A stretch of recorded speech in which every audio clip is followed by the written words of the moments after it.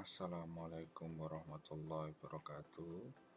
Oke teman-teman, pada video kali ini saya ingin mencoba menjelaskan mengenai suatu pemodelan dalam bentuk state space. Dan untuk pemodelan kali ini kita akan mengambil studi kasus sistem mekanik translasi.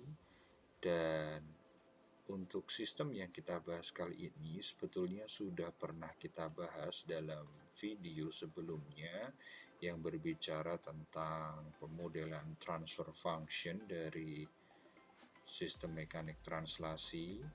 Dan di sini kita akan mencoba membahas mengenai pemodelan state space-nya. Dan di sini kita lihat ada masukan berupa perpindahan U dan juga keluaran sistem berupa perpindahan Y. Untuk sistem ini terdapat ketiga komponen dasar di dalam suatu sistem mekanik, yaitu suatu benda yang memiliki massa M dan bergerak dengan perpindahan tertentu atau kecepatan tertentu. Kemudian terdapat pula komponen pegas dan juga damper atau peredam. Seperti yang sebelumnya telah kita bahas pada saat penjelasan mengenai pemodelan fungsi alih untuk sistem mekanik ini, kita mengadopsi dari hukum Newton di mana sigma gaya merupakan perkalian antara massa dari benda yang dikenai gaya tersebut dikalikan dengan percepatan yang dihasilkan. Kita tahu bahwa dengan adanya perpindahan U di sini, maka menyebabkan terjadi gaya dorong yang menyebabkan benda M ini sebetulnya akan bergerak atau berpindah dengan arah sesuai dengan keluaran Y ini, keluaran sistem Y. Namun, pergerakan tersebut dilawan oleh gaya yang dihasilkan dari komponen pegas dan juga damper. Karena di sini damper dan juga pegas bersifat melawan perpindahan tersebut, maka di sini bernilai negatif. Sedangkan percepatan yang terjadi pada benda M bisa kita tuliskan melalui turunan kedua dari perpindahan Y, sehingga didapatkan persamaan seperti ini: minus B dt dt minus du dt minus K kali YT min UT sama dengan M kali D kuadrat YT per dt kuadrat. Kemudian kita mencoba memisalkan state 1 dan juga state 2 dari sistem. Di dalam contoh pemodelan state space pada sistem elektrik, kita bisa menggunakan cara ini karena kita tidak menemukan komponen derivatif pada input dari sistem. Karena di sini kita menemukan komponen derivatif pada input sistem atau U, maka kita tidak bisa menggunakan permisalan seperti ini. Akhirnya kita mencoba menggunakan permisalan yang lain. Permisalan seperti apa yang kita gunakan? Permisalan seperti ini.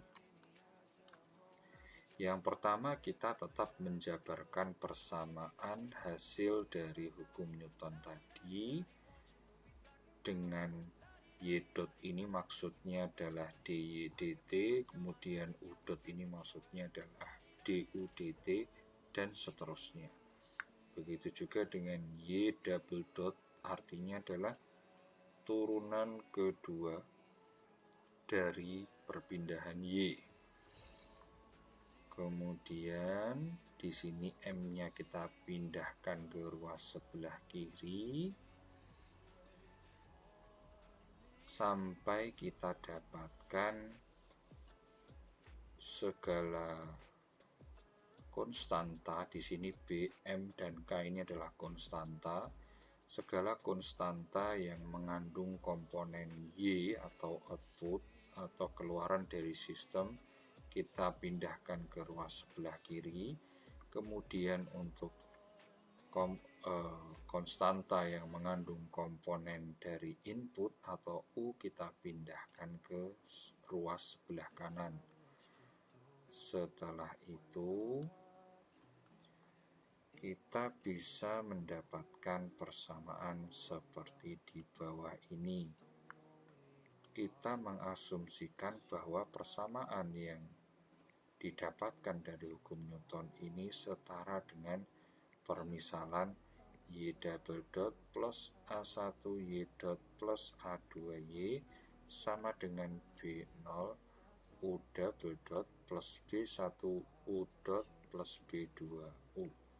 Persamaan ini adalah persamaan baku yang digunakan untuk memisalkan state-nya. Nah, kemudian karena kita tahu ya, untuk Y double dot ini tidak ada konstantanya, kemudian untuk Y dot A1 di sini konstantanya adalah B per M, maka A1 sama dengan B per M. Kemudian untuk A2 di sini adalah K per M, maka A2 sama dengan K per M. Dan seterusnya di sini B0 kosong karena tidak ada U double dot, maka B0 kosong, B1 B per M, B2 adalah K per M.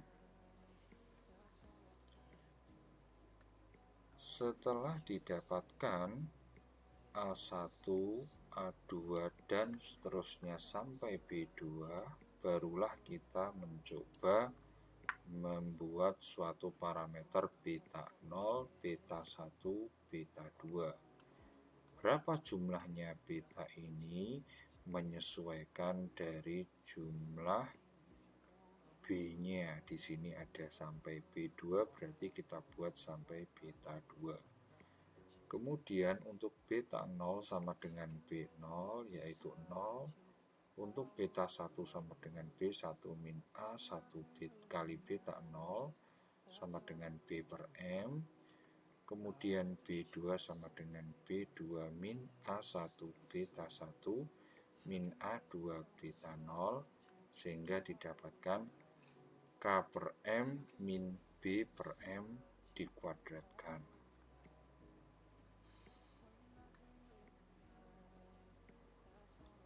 Setelah itu baru kita mencoba memisalkan state 1 dan juga state 2-nya. Untuk state 1 di sini kita tahu ada Y min beta 0 kali U sama dengan Y. Kemudian X2 ini kenapa sama dengan Y? Karena beta 0 bernilai 0 ya. Karena beta 0 bernilai 0 maka X1 sama dengan Y. Untuk X2 didapatkan dari X1 dot min beta 1 kali U, X1 dot min B per M kali U, B per M kali U, B per M adalah beta 1, B per M kali U. Kemudian untuk X1 dot tinggal kita ambil X2 tambah beta 1U. Nah, ini X1 dot ini kita dapatkan dari persamaan yang ini ya. Karena ini bisa langsung saja kita pindah, sehingga X1 dot sama dengan X2 plus beta 1 kali U. Kemudian untuk X2 bisa kita cari dengan min A2 kali X1 min A1 kali X2 tambah beta 2 kali U.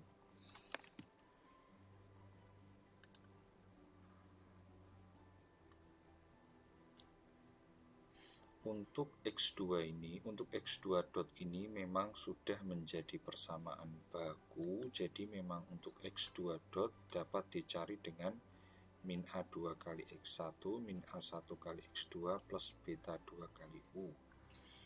Nah, dari persamaan X2 dot ini yang persamaan baku, kita masukkan A2 nya minus K per M, A1 minus B, A1 B per M, kemudian beta 2 adalah K per M min B per M kuadrat.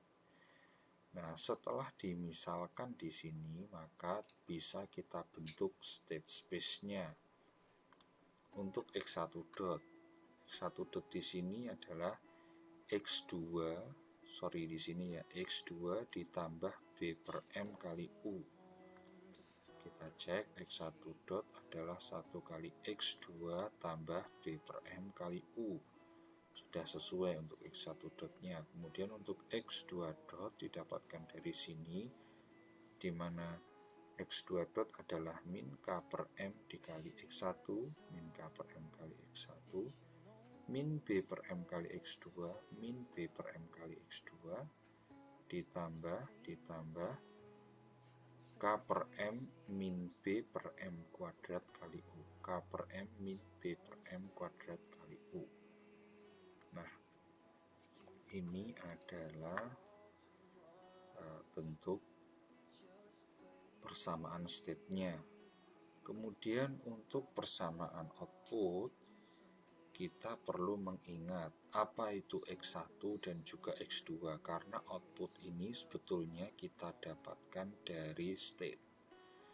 Nah, kita tahu untuk X1 itu adalah Y dan X2 adalah ini X1 dot min B per M kali U. Karena yang ada hubungannya secara langsung dengan output adalah X1 dan di sini X1 sama dengan Y atau Y sama dengan X1, maka untuk Y di sini matriks C-nya adalah 1, 0, di mana maksudnya adalah Y sama dengan 1 kali X1 ditambah 0 kali X2.